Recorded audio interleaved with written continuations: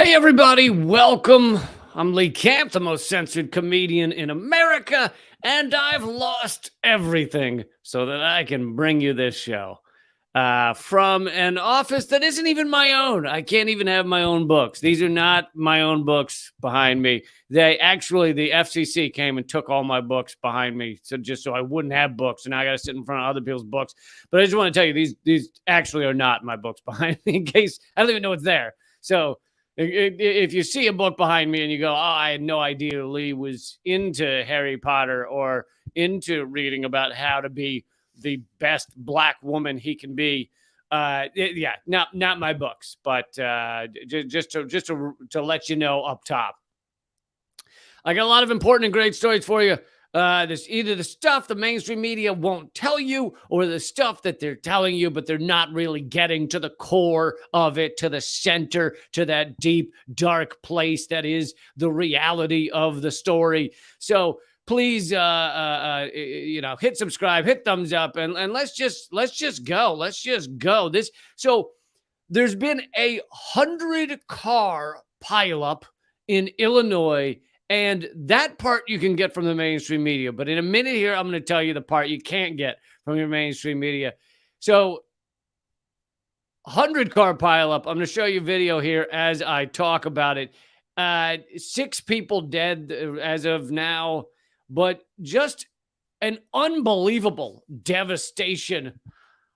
100 cars, and of course a lot of those are semi-trucks, so this isn't just cars, it is trucks, it is these massive tankers or whatever they're called, Mack trucks, just obliterated. Now it's due to a sandstorm or a dust storm that, I guess it's not sand because it's not where they're not next to the Sahara, but a dust storm that rolled through. And part of it is that Americans, when something like a dust storm comes up and we literally can't see even like inches in front of our face, we just keep driving. We're like, I don't give a shit. I'm going anyway. No, I don't know if that's actually true, but that people were trying to drive through it. But clearly it caused zero visibility, causing all of these things to crash into each other and killing 6 people. Here's the aspect of it that you will not get on your mainstream media. This is caused by a combination of climate change, which is playing a big role in the drying up, the desertification of various parts of our country. It's not just climate change, but it's the flood drought cycle where you have immense amounts of water that often will break up or wash away areas of ground, and then and because it follows drought, that water is not as easily absorbed into the ground, so often it'll run off in the form of floods. But on top of that, another aspect of this that your mainstream media won't tell you is that this is caused by over farming of these areas, just destroying the topsoil. And here's the thing: if we were just farming the amount we needed to farm, I'd be like, well, that sucks, but what do you want us to do? This is the only way our system can be set up. We just have to farm this much. But of course, that's not actually true, literally true at all. You have the fact that we throw out 40% of all food in 40% of all food across America. Much of that is thrown out by individuals, but the majority of it is thrown out by grocery stores and things because they have to have heaping piles of everything that you walk in and see. You can't, no one wants to pick an orange when there's 5 oranges on a shelf. Everyone wants to pick an orange out of a mountain of oranges. I don't understand what that marketing is, but so they don't just have what they need. They've got to have mammoth amounts of it. One of the chapters actually in my new ebook, which you can see that in the corner of the screen, Dangerous Ideas, which you can get at leecamp.net. But one of the chapters is about the waste of milk in this country, where farms produce insane amounts of milk and then don't use it all. So they then dump a large amount of it into lagoons, into landfills. They just get rid of it. Why do they keep producing more than is needed? Because they get subsidies, because we live in an inverted totalitarian system, a corporatocracy in which corporations own the government. So corporations, big ag, etc., tell the government, hey, we'd like billions of dollars in subsidies. And so they give them billions of dollars in subsidies. And these farms don't want to lose those subsidies. So they just dump out all of the milk that they're not using, which is a terrible way to set up an economic system. And a lot of this overfarming is caused by our insatiable, insane amounts of meat. I mean, that we eat. It's just, look, I don't eat meat, but I don't begrudge you eating meat. If you eat meat, then do it. Be you. Live your truth, as every stupid liberal will say. I live my truth, which is funny because it's like, well, isn't Donald Trump living his truth? So. Like, if everybody has their own truth, doesn't that eliminate the word truth? It's my truth. Well, maybe it's not true, though. What if you're living your truth and you're fucking wrong? Couldn't that be a thing, too? Side note. But so I don't begrudge you if you're a meat eater, but can we decrease this insane amount of meat that we eat? And something that is almost never talked about, even by people that talk about the insane amounts of meat that we eat, is the fact that all of those animals, I don't know if you know this, they have to eat something while they're alive before they get the ceremonial, actually unceremonious bolt gun to the head. They have to eat something. So we have to grow nutty amounts of corn and soy. And I know that alfalfa is like uses tons of water and is grown in the Arizona, California region where they're dealing with drought. Well, they got drought, but drought usually. And they then ship that alfalfa to China, which then feeds it to their cows. So we're using up all our water to ship to China to feed cows in China, which is called virtual water theft. I covered it on a recent episode of Most Censored News. But anyway, the amount of meat that we eat is unbelievable. We have meat in like ice cream. We have meat in candy. We have meat in. It's like, why do you need leather underwear? You know, just can't you have the fake leather underwear? The amount of meat we eat is unbelievable, and people act like they can't survive without that amount of meat. Like you can't go a meal without bacon strips wrapped around your peanut butter and jelly. No, you fucking don't need that much meat. But we eat that way. We overfarm. We destroy these regions in the country. We've, of course, cut down all the trees, right, to do all this farming. So when you take away all the trees and when you take away the nutrients in the upper layers of the soil and you have this monoculture over farming, you end up with dust storms. And obviously they're getting worse. This is 100-car pileup that has just taken place in Illinois. 100 cars. And you won't get anything that I just said from your mainstream media. From your mainstream media, you get this little surface area coverage, just a light skimming off the top of reality. Illinois dust storm pileup on I-55 involved 72 vehicles, although I think that number grew to closer to 100. Leaves 7 dead, over 30 hurt. And that's essentially the depth of it, which is not the full story, right? We can't talk about, here we got some religion into it, though. At the bottom of it, one of the people quotes is saying, it's a miracle my wife made it out. I definitely feel God was watching over her. So we did manage in this story to get some God involved. We did. I always like to put a dollop of God in a story about how we're over farming, eating way too much meat, destroying our environment and causing dust storms that cause 100-car pileups. But yeah, God was watching over things. God is doing a shit job, honestly. If he or she is allowing 100-car pileups, why?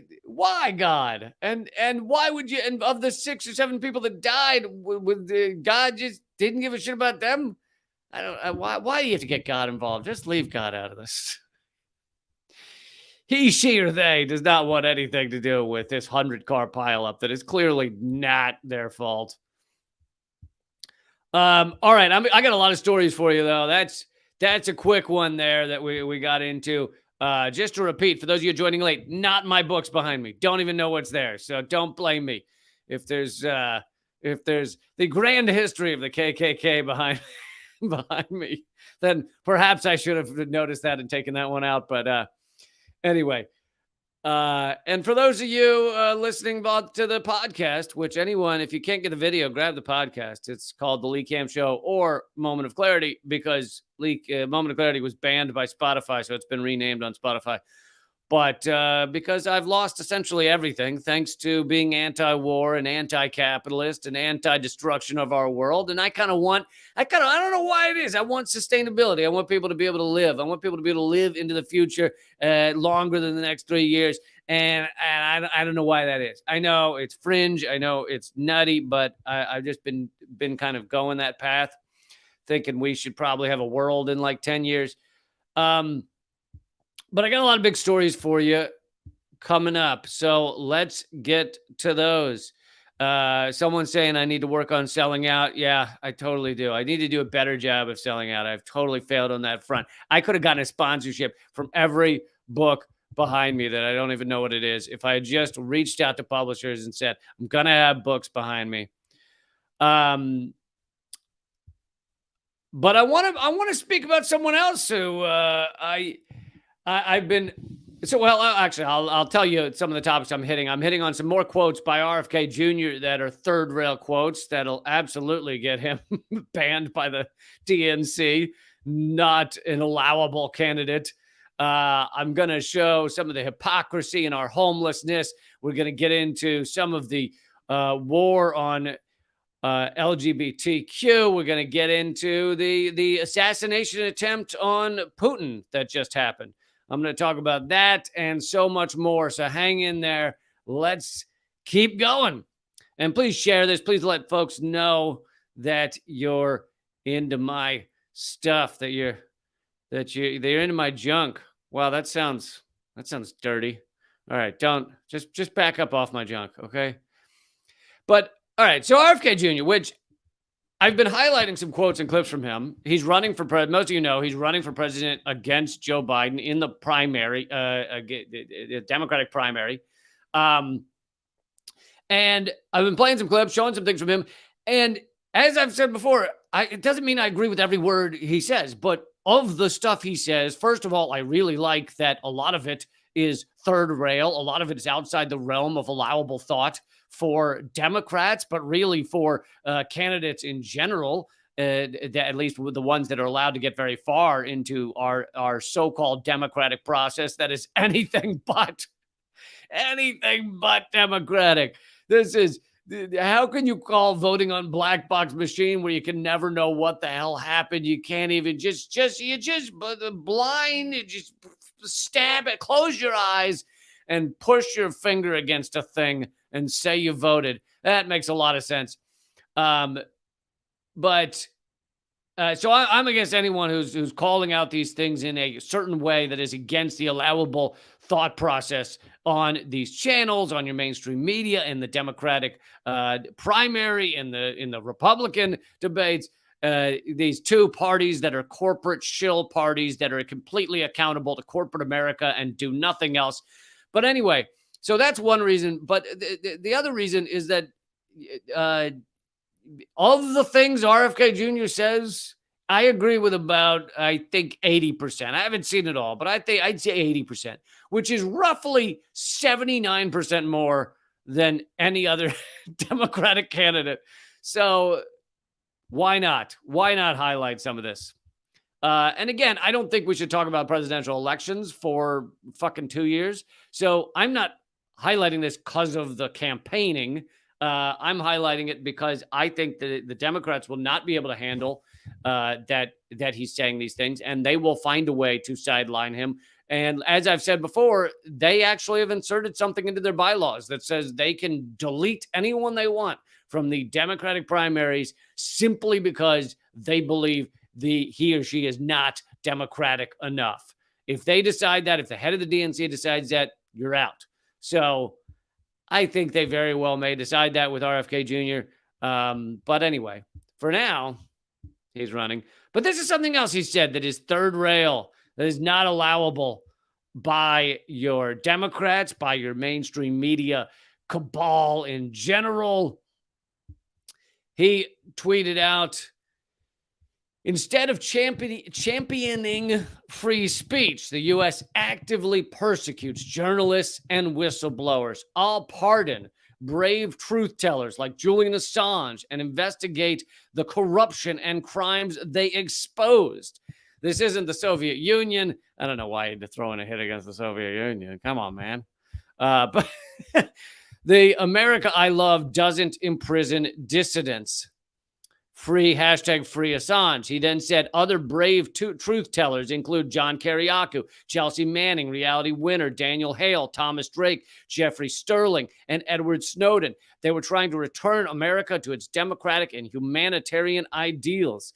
And pretty much all of that is never said by your mainstream media. It is ignored. These people that it's just said in that list are attacked mercilessly. I mean, John Kiriakou has been attacked and he's not even in prison anymore. He ended up with like 2 years because he took the plea deal where he had to say that he has harmed America and he understood that he was harming America by revealing that we have a torture program, despite that it's against the Geneva Conventions, which we think doesn't apply to us. You know, that whole here's how countries should behave in order to be rational, adult, ethical, moral nations. That whole agreement that we all signed on to, well, that's not for the United States. That's just for the other countries. You go and enjoy your Geneva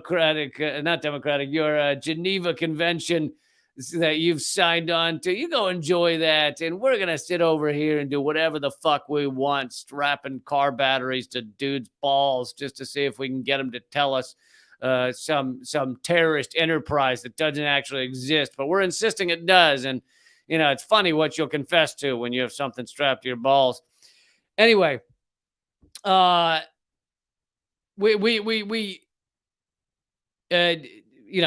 Kiriakou, he spent 2 years in prison because he had to confess and claim he, plead guilty. But he's out, and I've done many interviews and many conversations with him, but they haven't stopped going after him. He's had his life destroyed. They every time they can, the chance they can get to attack him and to cut his sources of income, they have. So it doesn't stop with prison. That's how our empire works. Once you have revealed the truth of your empire, of the empire, the U.S. empire, then they will continue to go after you. And that includes all these other people on this list. I mean, Chelsea Manning was released, and then they re-imprisoned her for another year. Daniel Hale, Thomas Drake, Jeffrey Sterling, Edward Snowden. They continue to go after all of them. But of course, top on that list is Julian Assange, who has been tortured for over 10 years. And you won't hear this from very many Democratic candidates. I think Marianne Williamson has said some things about how Assange needs to be freed. So thank goodness there's another. But in general, this is not allowable in the Democrat debate. It's not allowable for most Republicans either. Obviously, Pompeo, being a Republican, and Trump, they were plotting to assassinate Assange. So that's the kind of clowns that we have running this country, sociopathic clowns. And, I will give RFK Jr. the credit for being brave enough to speak up about these things and to say the truth about things like Julian Assange. So, but we'll see continued attacks, as it gets closer to, by the way, they've already said that it's quite possible that Biden won't debate any of these people running against him, primarying him as Democrats. So the DNC will work to make sure there's no debates because let's be honest, Joe Biden would look like a 1980s robot who just had a pitcher of water dumped over its head. Sparks would be flying out. His head would be spinning around. He wouldn't be giving cogent answers to anything during a debate. Nothing fucking, they wouldn't have a complete sentence. And I realized I shouldn't have stuttered so much on a sentence where I'm saying he can't have a complete sentence, but it was still a complete sentence once you cut out all the stuttering.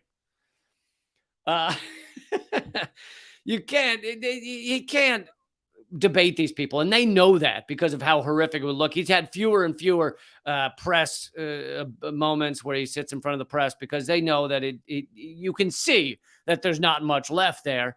And so they've already said that it's unlikely that he'll be debating any of these people that are primarying him.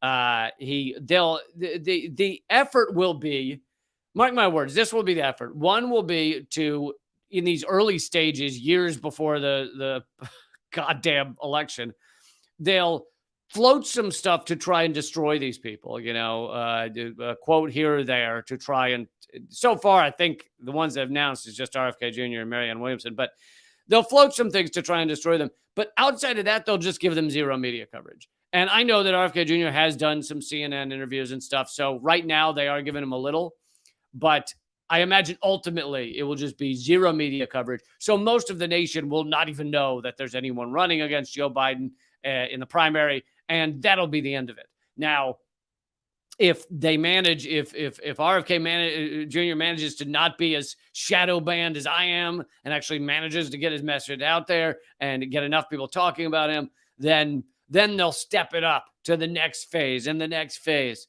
And who knows, maybe eventually they could get to the final phase of stopping someone running for president or being president as, I don't know, RFK's father might know when he was running for president, or RFK Jr.'s uncle might know when he was president.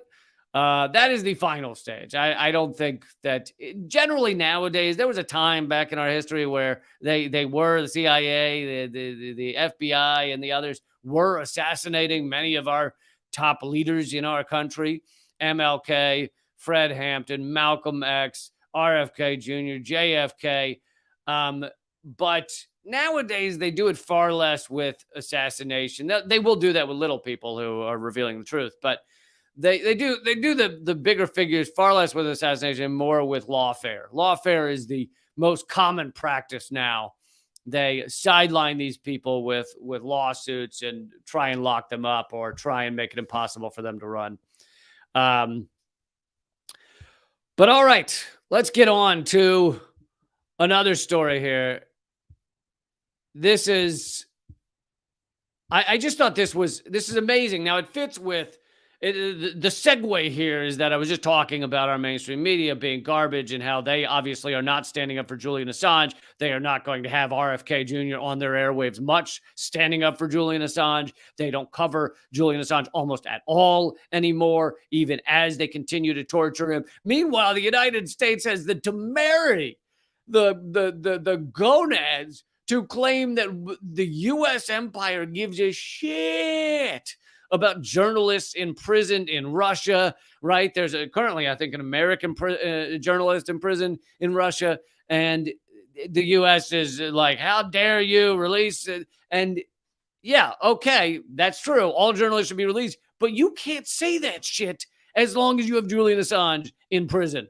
You can't, no one is listening to you pretending that you are serious when you've had Julian Assange in prison for 10 goddamn years. You can't walk out and go, we care about freedom of press. We want these. But no, you don't. No, you don't. Even slightly. So it undermines everything that the U.S. says anytime they try and stand up for a journalist. Now, the only times they stand up for journalists are when it harms a country that they're at odds with for one reason or another. Then they'll stand up for journalists. And that is the only time that they will stand up for journalists. They only stood up for Jamal Khashoggi, who Saudi Arabia chopped up and threw into a fire pit. They only stood up for him for about 10 minutes because Saudi Arabia is an ally of ours, but also Sorry for so many ball references, but has us by the balls because they are the core, the bottom of the pyramid of how the petrodollar works. So if they were to turn against us, that would be the end of that. Anyway, that's the segue. How much our media sucks. And I loved this chart because it says a lot about our media. It says so much about our media. So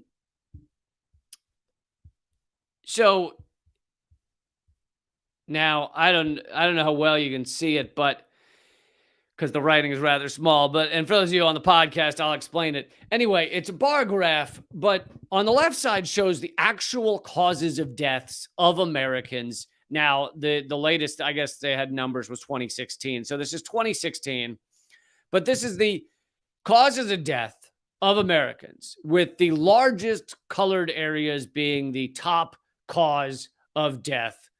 And that's the amount. So heart disease and cancer are pretty close. Heart disease, 30%, cancer, 29.5%. And so they have the largest colored blocks there. Now, on the right side is a bar that shows the mainstream media, specifically the New York Times, in the same year and how much they covered these things. Now, you'd think some of the largest causes of deaths of Americans should be heavily covered by our media.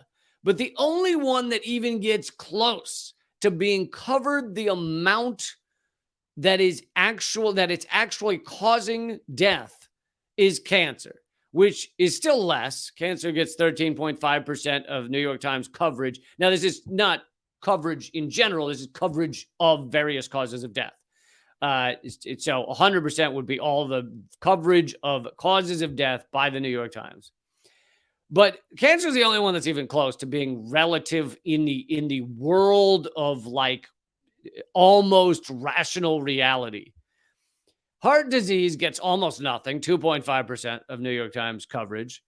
Actually, stroke is almost on par. Strokes causes 5% of deaths and has 5% of New York Times coverage. But homicide, so various types of murder, gets 22.8% of New York Times coverage. And homicide actually as a cause of death is so tiny, they couldn't even write the word on the bar graph. Homicide causes 0.9% of American death, a tiny, negligible amount. Now, another one that is way out of proportion is terrorism. Was covered by the New York Times, like as in domestic terrorism, so as in the cause of death for Americans, was covered 35.6% of all of their cause of death coverage by the New York Times. 35%. Over 35%. Terrorism actually causing death in America is so tiny they couldn't even fit the color on the bar graph. They just had to put a little asterisk underneath the bar graph that says terrorism less than 0.01% of deaths of Americans. So the New York Times covers terrorism a whopping over a third of all cause of death coverage by the New York Times. And this is really pretty common with mainstream media. So it's pretty the same for other mainstream media outlets. But a third of all New York Times cause of death coverage is terrorism, even though terrorism is so tiny, it's basically non-existent. I mean, when was the last time you met someone who was terrorized? When was the last time you met someone who was even in the area of terrorism?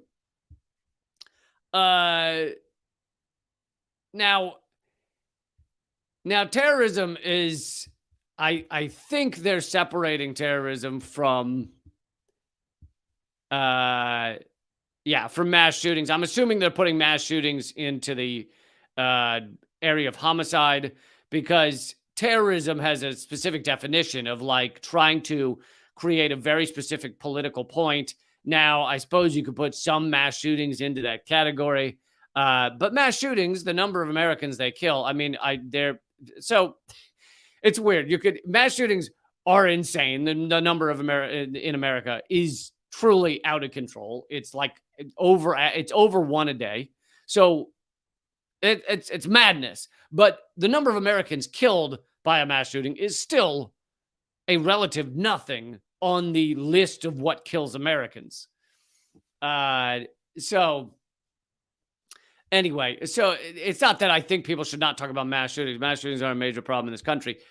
However, uh, in terms of actual number dead, it is tiny compared to heart disease, cancer, road accidents. Someone dies on the road about every 30 seconds. In fact, I just covered a 100-car pileup a second ago. I mean, I've often said that if they covered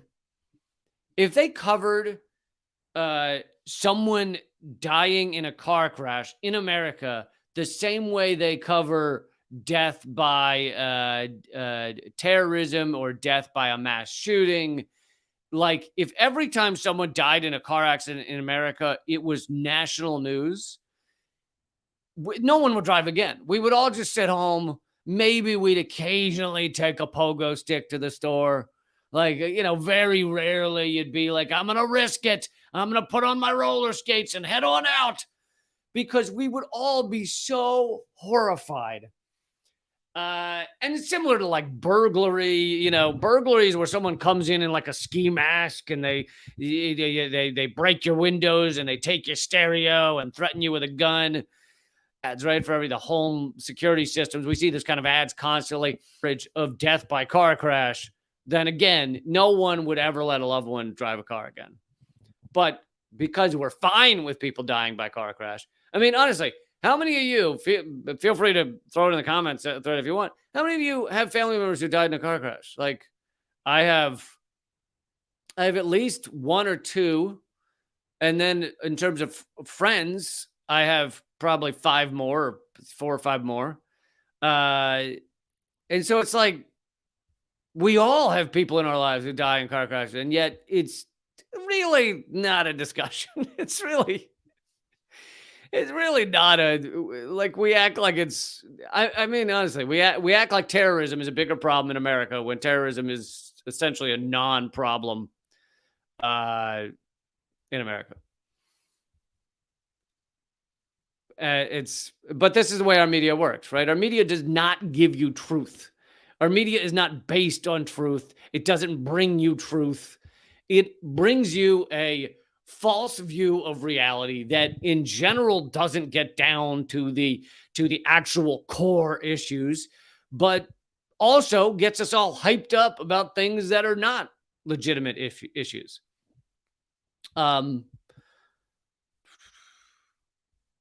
So someone said, "Don't get in a car with Lee." I didn't say I didn't say they died in my car crashes. I never had a, fingers crossed, knock on wood, whatever you say. I haven't even had a car crash in my life.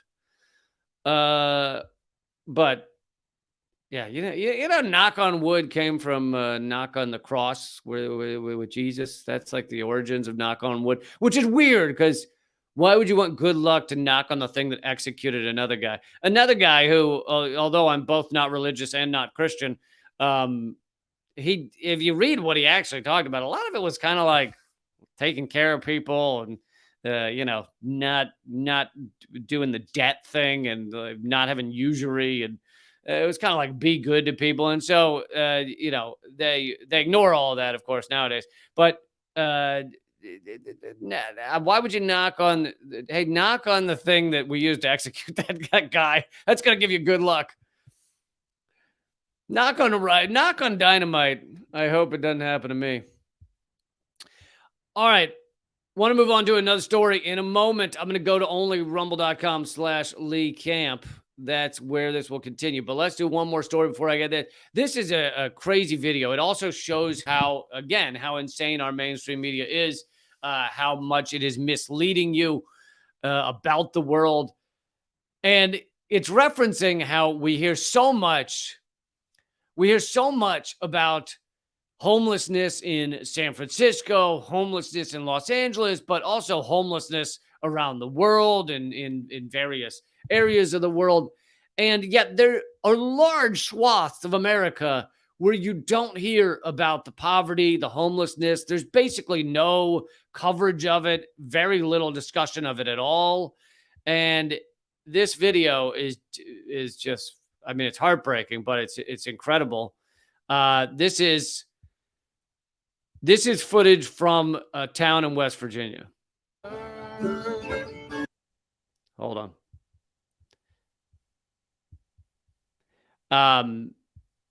I don't want to use the song in case it's like copyrighted or something, but this is just a completely bombed out area of West Virginia. There are parts of West Virginia that are desperately, desperately poor. They've also been heavily polluted. This is an area, and again, this is something you will not get from your mainstream media, even if they talk about West Virginia poverty. This is a state, a lot of the state, that has just been gutted by industrial action, industrial behavior, corporate behavior in America.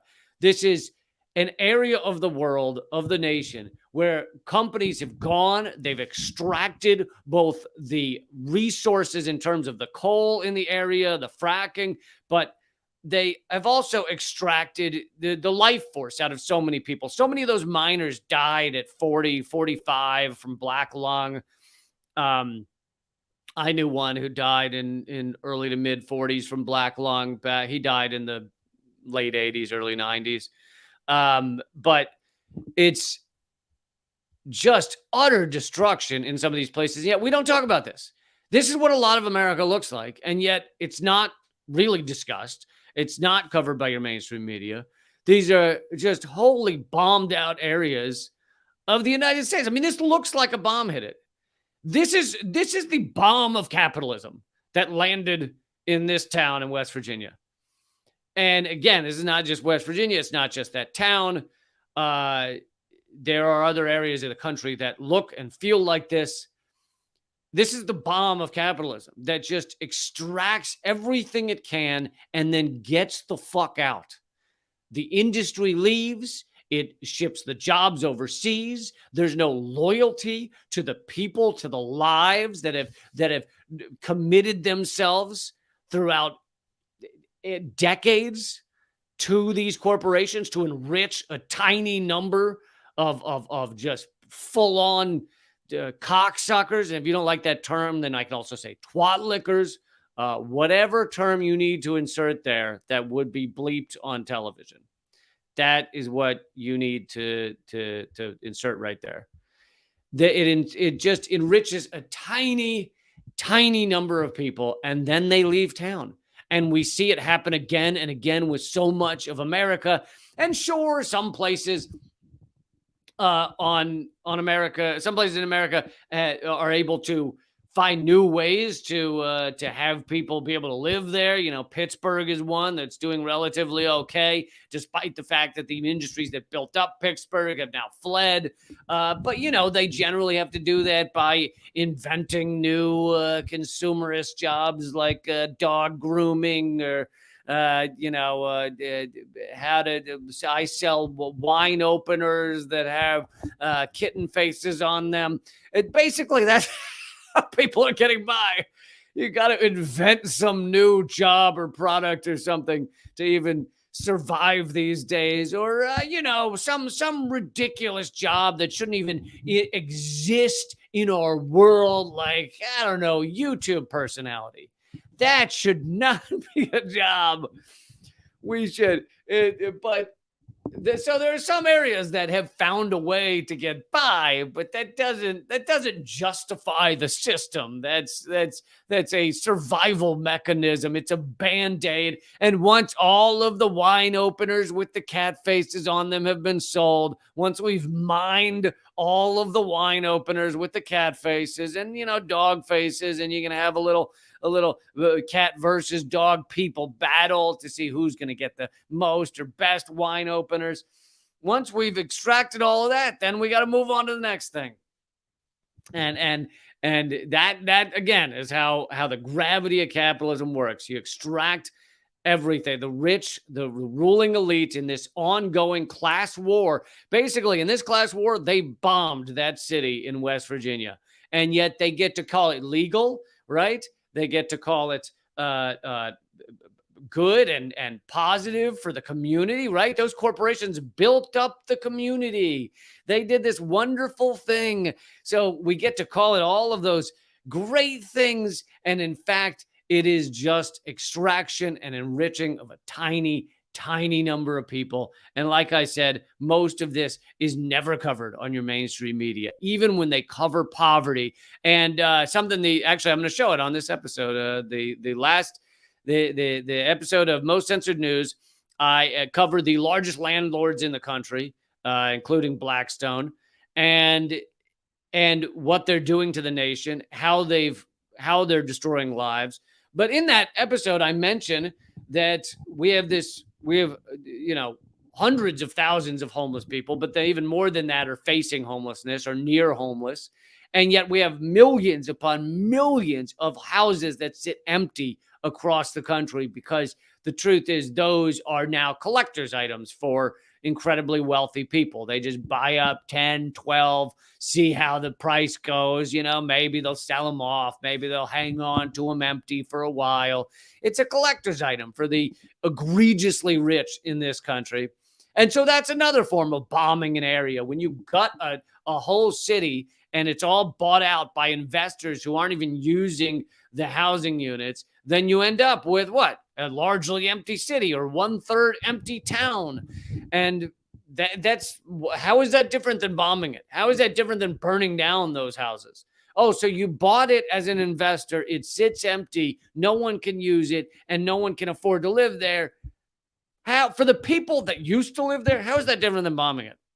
They don't have houses. They can't be there. The ones that are there have lost their community. So how's that different than a bomb? It's the bomb of capitalism. And again, this is what you won't get from your mainstream media, from your corporate media. You also won't get it from a lot of YouTube personalities, which should not be a job. I can't stress that enough. If you're a YouTube personality, you fucking give it up, okay? I hope some of you understand what irony is. All right, I'm going to rumble.com/Lee Camp. That is the only place you can see the rest of this. Oh, except for my locals page. You guys who are watching there, if you're members at leecamp.net, you can keep watching there as well. So join me over at rumble.com/Lee Camp. It is free to watch at rumble.com/Lee Camp. It will not cost you a thing. I, of